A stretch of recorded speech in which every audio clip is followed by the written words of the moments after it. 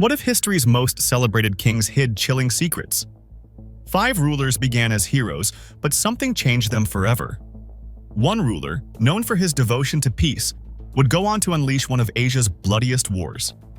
What could drive a leader to abandon his ideals and embrace brutality? Today, we'll pinpoint the exact moments when 5 celebrated kings crossed the line into tyranny. Each story reveals not just the public acts, but the private turning points where power and fear took hold. First, an emperor of peace who unleashed Asia's bloodiest war. Ashoka the Great, the emperor who chose blood over dharma. Ashoka the Great, the emperor who chose blood over dharma, stands as a stark reminder of how ideals can be overshadowed by ambition. At the start of his reign, Ashoka championed progress across the Mauryan Empire. He improved roads, expanded trade, and introduced welfare systems to help the poor and sick. Ashoka's devotion to Buddhist values shaped his early rule. His edicts promoted kindness, non-violence, and compassion for all living beings. The empire seemed guided by a ruler determined to lead through empathy and wisdom. That image shattered with the Kalinga War. When the independent state of Kalinga resisted Mauryan expansion, Ashoka responded with overwhelming force. The campaign resulted in over 100,000 deaths and left the land devastated. As he surveyed the aftermath, Ashoka watched the ideals etched onto his stone inscriptions crumble under the weight of the dead. His heart did not soften. Instead, fear and determination hardened his resolve. Historical records describe how the trauma of Kalinga haunted Ashoka, yet his remorse did not lead to withdrawal. Instead, he became more calculating. In one case, he ordered the execution of dissenters who challenged his authority, making clear that mercy had limits. Publicly, Ashoka continued to speak of peace and tolerance, but privately, he tightened control, using harsh punishments to maintain order. This contradiction between Ashoka's public image and his private actions grew more pronounced after Kalinga. He learned that compassion could inspire, but fear could secure his empire. The moment Ashoka chose to rule through terror marked a turning point, not just for his legacy, but for the millions who lived under his shadow. The pattern of a ruler's ideals eroding under the strain of power is not unique to Ashoka. In another time and place, a young reformer would face betrayals that transformed him into a name synonymous with cruelty and fear. Ivan the Terrible, the rise of paranoia and the birth of tyranny. At 16, Ivan IV shook Russia's corrupt nobility and rewrote its laws, promising unity and justice. His early rule brought legal reforms, stronger institutions, and expansion of trade. Ivan worked to weaken the boyars' grip on power, and for a time, Russia saw a period of progress and hope under his leadership. This hope did not last. Ivan's mistrust of the boyars quickly deepened as he uncovered plots and betrayals among the nobility. The sense of threat grew, but it was the sudden death of his wife Anastasia in 1560 that ignited his paranoia. Ivan became convinced that the boyars had poisoned her, and his suspicion turned into obsession. The grief fractured his outlook. He could no longer separate real enemies from imagined ones.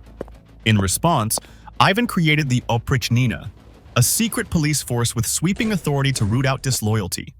The Oprichniki, dressed in black, terrorized the population. They tortured, executed, and seized property from the nobility, acting on little more than rumor or suspicion. Their violence reached its peak with the massacre of Novgorod, where thousands were killed on Ivan's orders. Towns were destroyed, entire families wiped out, and the boundaries between justice and cruelty disappeared. The transformation was complete.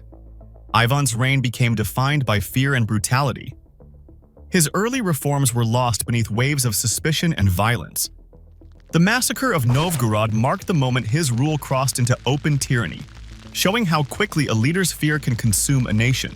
Next, an emperor famed for his code turns to mass slaughter. How far can law bend before it breaks?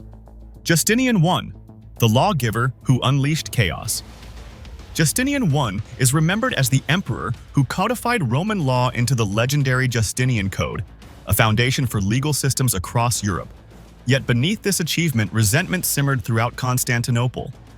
Heavy taxes and the growing influence of Justinian's court fueled anger among the city's powerful factions. In 532, that anger erupted. The Blues and Greens, fierce rivals in the city's chariot races, set aside their differences and united against Justinian's rule. The Nika riots swept through Constantinople, with flames licking the partially built Hagia Sophia and much of the city set ablaze. For nearly a week, the streets were filled with violence and destruction.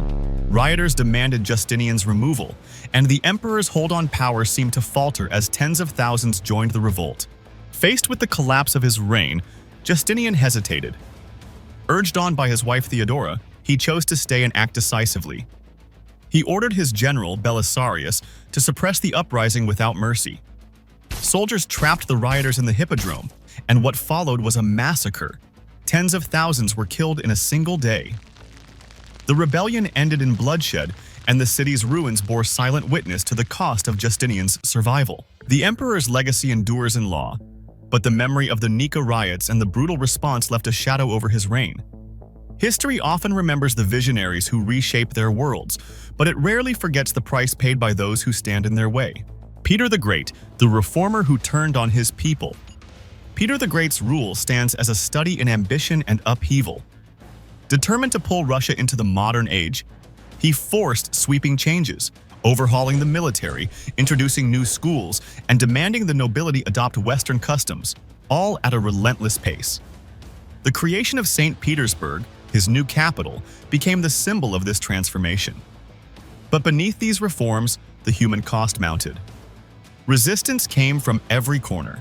Nobles resented the erosion of their traditions, and serfs endured forced labor and punishing taxes. Thousands died building canals and fortresses in the marshes that would become St. Petersburg. What promised to be a new era for Russia often felt like a sentence for those tasked with making it real. As opposition grew, Peter's patience wore thin.